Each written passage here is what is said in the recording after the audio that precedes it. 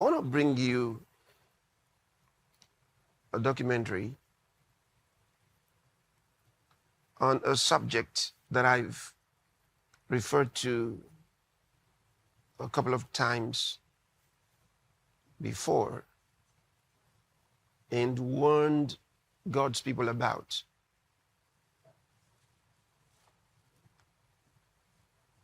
Because you have to understand the kind of deception that's out there in the world today. These things come in different forms. They're disguised in different ways. And it's all about getting your attention in the direction of Satan's agenda.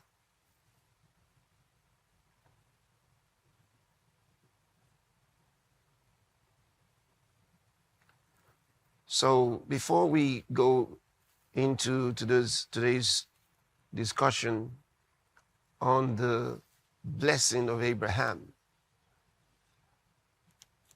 look, when I was just meditating on the scriptures, I was hoping, I said, oh Lord, can I really sit down today? Because even there, going through those scriptures, I was exploding inside. I thought, hope I'll be able to sit down. So I'm really going to try my best to be gentlemanly sitting down here. Just it's so much. It's so much. So much. God's word is so much. So we'll get into that shortly. Now let's watch this untold truth about yoga and massages. Those of you that love to get massages, watch this. I was practicing yoga. I was under the guidance of a spiritual guru. I was doing Ayurveda. I was completely in this mystical world, but still claiming Christianity. And God said no. I was a certified yoga instructor with hundreds of hours of training. And it was my passion. My passion was healing. My passion was helping people heal. And little did I know I was deceived, and not until I was saved by Jesus Christ. Our world has been deceived for so long, for many years. This is the reason you find that the people who are trying to get cured of a certain condition, but the treatment perpetuates the condition, and they don't know it.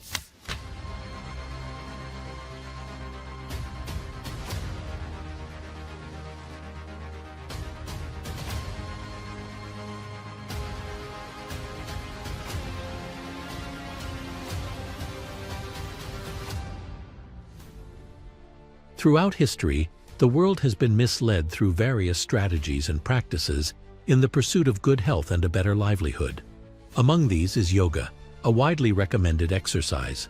However, many unknowingly Yoked with the universal consciousness. It's all about merging your soul with the universal consciousness. Yoga is a Hindu ritual. The word yoga means to marry, to connect, to unite, to combine, to become one with. That's what yoga means, to yoke with. And also, basically, yoga is sun worship.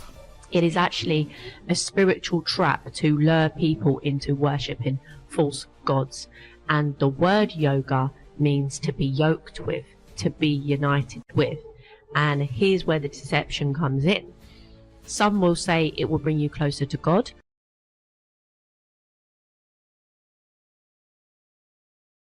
Demonic spirits. Absolutely.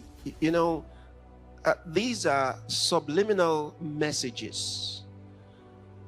So they've got to go through a certain religious inclination to give us some exercise. Here's where you have to be wise as a child of God. You know, some of these things look harmless, but just so you know how these things play out.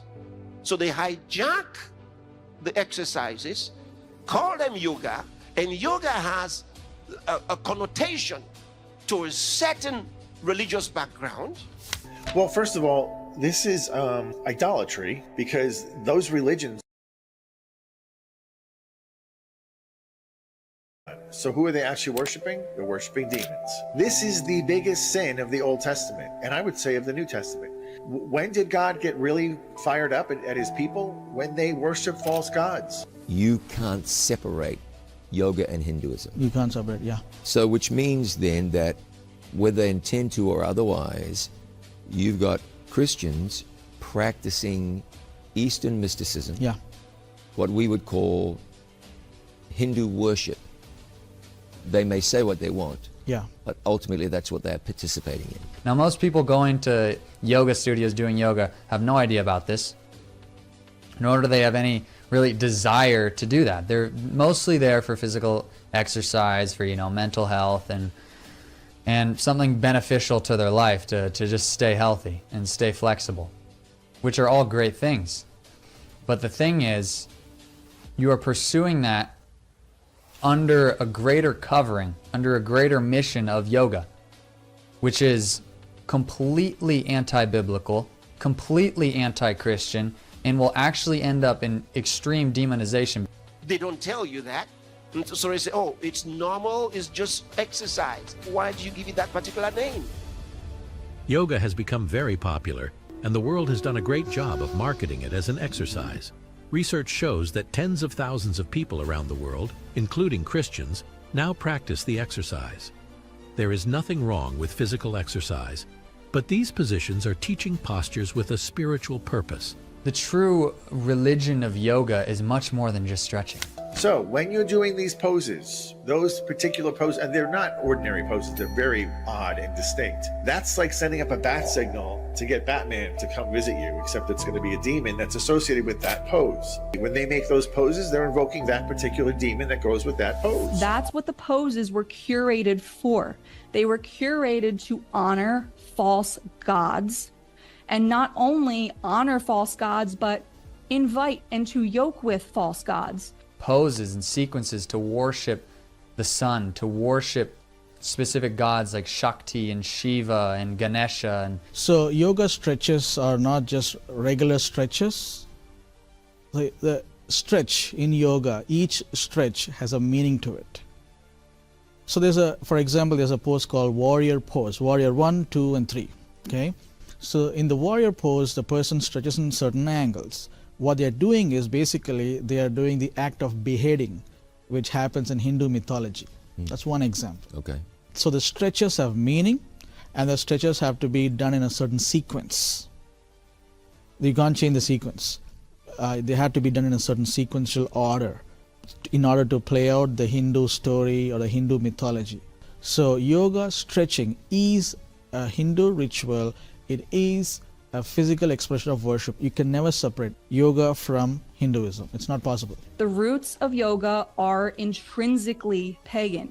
You can't go to a yoga class without having Hindu gods and goddesses all over the walls, without seeing a tarot deck in the corner, without a crystal here, a salt lamp there. Like it's riddled. It's like a demon cave every time you go into a yoga studio. Yoga is widely practiced for relaxation, stress relief, and physical exercise.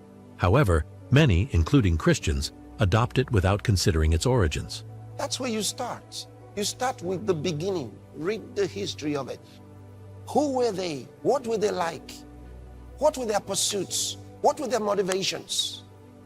Then you would know. That'll be easy for you to project that direction, where they're going, what they want to do. From the very beginning, it was a fraud. Yoga's roots trace back thousands of years in ancient India. Originally, it was a spiritual practice focused on meditation. It is not known when the tradition of yoga came into existence, but on the basis of Sankhya philosophy, Patanjali compiled the sutras with precise classifications, sequences, and logic. Ancient Indians had applied a unique technique for seeking knowledge. Here, the experimentation, testing, and observation were not performed externally, but inside the human body and mind. The process of concentrating the Chitta consciousness is yoga. Therefore, yoga in India left its mark on many philosophies, arts, and sciences. According to Hindu philosophy, the source of yoga is Shiva, but the main guru or the founder also, some people say father, some people say, is the serpent. And the serpent, according to Hindu teachings, mythology, serpent took the form of a human being, and he wrote 195 aphorisms, means wise sayings. So all of yoga will fit into that 195 wise sayings that supposedly this wise serpent wrote, and that is the foundation of all yoga practice. So if I'm a Christian and I'm reciting, let's say, Psalm 23 or Psalm 91, and I keep doing yoga stretches, then the stretches, I'm attributing it to serpent and the source Shiva. So it's got to have some root from somewhere. Then the next thing you know is you are having to say some words that you don't even know the meaning. You have to recite those words. Now you're talking to demons and you don't know. And there's a lot of people right now being demonized, doing Christian yoga, having yoga at the church. And like I had a pastor one time like, why are you talking about yoga? We have yoga at the church. And I'm like, dude, if you're having yoga classes at your church, you need to shut down your church. You are literally opening up a demonic portal, a demonic realm. So in our world today, we have to pray. See, I've told you what Satan does is he takes the good intentions of men and he forms evil things out of them, takes advantage of them and lures them into evil. And Jesus called Satan a murderer. Doctors now recommend yoga to their patients, and the United Nations has even introduced it to children in schools and colleges. On social media, over 60 million daily posts are related to yoga. In 2024, over 41 million yoga studio businesses existed in the United States, according to market research. Well, yoga promises the ability to be able to penetrate the spiritual worlds and to experience them. And so that was the attractiveness of it to me. Yeah. I wanted to know who I was, why I was alive, and most importantly, what the future held for me. You know, I want to have some level of peace of mind, you know, if work is so busy, things are so stressful. Because that's what yoga is being marketed as, sort of a health supplement to your lifestyle, you know? Sort of a healing, you know, modality to help you be more productive, to help you have better peace of mind, have better joy and happiness in life. You should not be seeking those things from yoga. You should seek them from Jesus Christ. Meanwhile, many unsuspecting Christians have fallen prey to this deception, experiencing not only physical decline, but also mental health disturbances. No one ever told me that I was participating in mysticism. I never got that option to say, yes, I'm in, or no, I'm good. Right. And there were many times on that yoga mat where I was shaking with euphoria, or I was sobbing, like, you know, and now I know I was manifesting, like I'm sobbing on the yoga mat, and I'm like, oh, I'm releasing, this is my release. But nothing was actually being released. It was just a demon manifesting. This is me at the monkey temple after the priest took me into a back room and blessed me. One of the yoga nidra classes is one of the meditations, and she's using a tuning fork on my forehead to open up my third eye. Why do you pay someone to kill you? You know, you pay them to do all this stuff to you. It's amazing how we believe some stuff. I literally had to stop and look at everything and dig deep, because everything that I thought was bringing me peace had led me to just severe anxiety, no sense of peace, dysregulated, I wouldn't say deities, but I would say demons in my home, apparitions, spiritual harassment, spiritual attacks, involuntary kundalini. I ended up in the ER. One attack dropped me down, and whatever spirit was banging my head on the floor, like for what felt like 2 minutes. And I could hear my husband saying, what's wrong? What happened? Screaming. But but I Are could you hear. actually hitting Yes, your head on the I floor? could hear him, but I couldn't. I was taken So was it over like by the possession? spirit. Yeah, I was taken over by a spirit. Remember what he says, my people are destroyed for the lack of knowledge. My people, God said so. He says, my people are destroyed for the lack of knowledge. Yoga is not just the only trap created to lure people into the worship of false gods and cause damage to people. There are other deceptive practices, and one of these includes the spa and massages. You got a pain, it's a massage it. No! You worsen it. Don't let anybody fool you with those spas and massages. Don't let them fool you. That is dangerous to health. A lot of people don't know where their pains came from. All the massaging they did to your neck and your hands and your feet and your back and all of that, tearing of the muscles, a lot of impact. Not good for you. Not good for you. At the moment, you feel it. It's like it's nice. At the moment.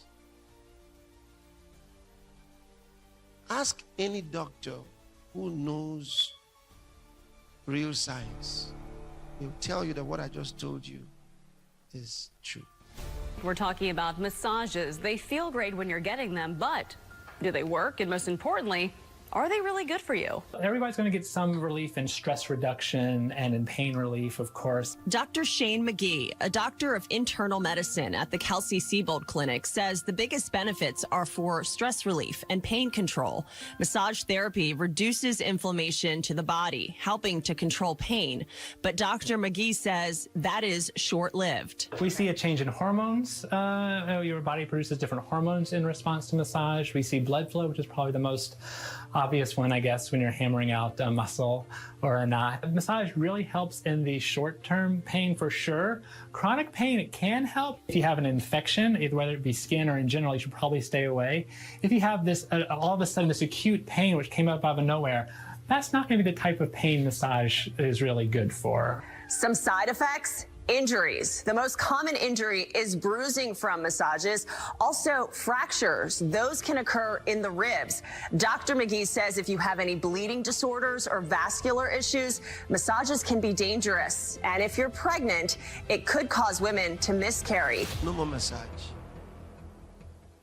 Give yourself the next few weeks without any massage. Those massages are the storehouse of the pain. Maybe you enjoy it. Yeah, but it's dangerous to your health. That's the problem. If it had no dangers and you just enjoyed the feeling, there'll be no problem. I mean, who wants to take away from you something you're enjoying so much? But the truth is, it's damaging your body.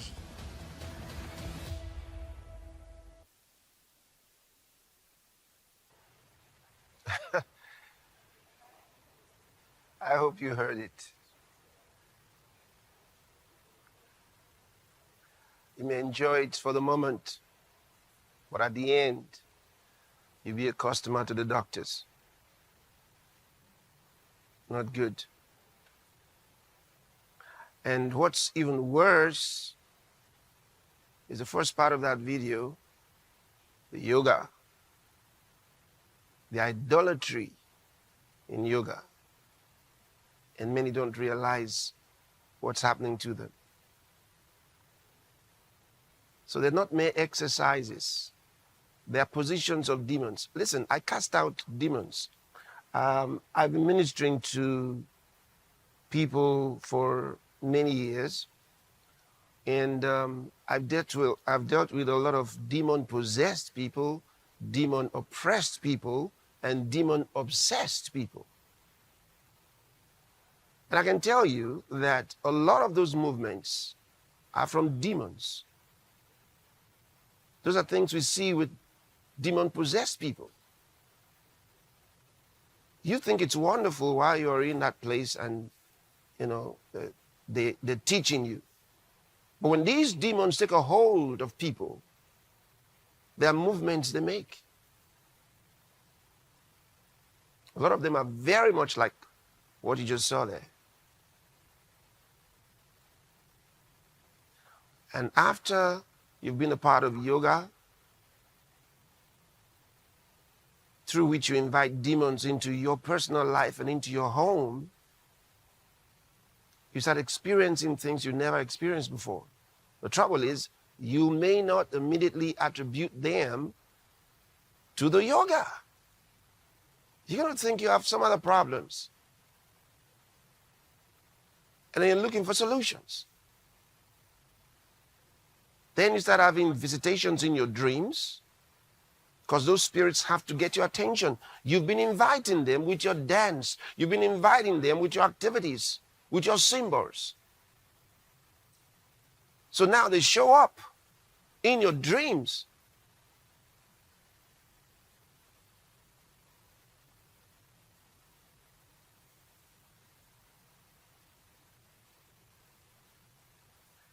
You have to be careful. The matter is not ended. I will discuss it further on some other occasion. Yes, sir. Until you stop doing it. Yes, sir. So you've heard from Pastor Chris. He's a revered man of God. Now, I respect every other person's religion, as well as I expect you to respect my own religion. But like the Bible says, wisdom is profitable to direct. And it also says that my people perish for lack of knowledge, and I will always seek good knowledge. I hope as you have watched this expository, you have learned a thing or two to know that the exercises you do, some of the exercises you indulge in, are leading you astray out of your purpose, out of your religion. And you are inviting what you should not invite, as far as it's not unto your calling, as far as it's not unto your faith. So do not be deceived when you're into these things. My problem that I also have here is that organizations imposing this on school children who have no iota, who have no knowledge about what is actually going on.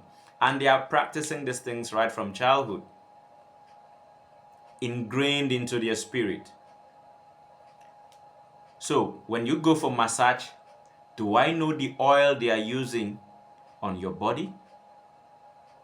Think about the tuning fork that is opening up your third eye. And think about the dangers involved with them when they are massaging your ribs. And some ribs would even get damaged in the process because of constant, maybe body pressing. I don't know how they do it. But just learn a thing or two from this. Share it to your friends, share it to your loved ones, and get the right knowledge so that you will not be a victim of circumstance. This is JABOLKO Trade, always sharing life issues. Do well to subscribe. Stay tuned for more. Cheers.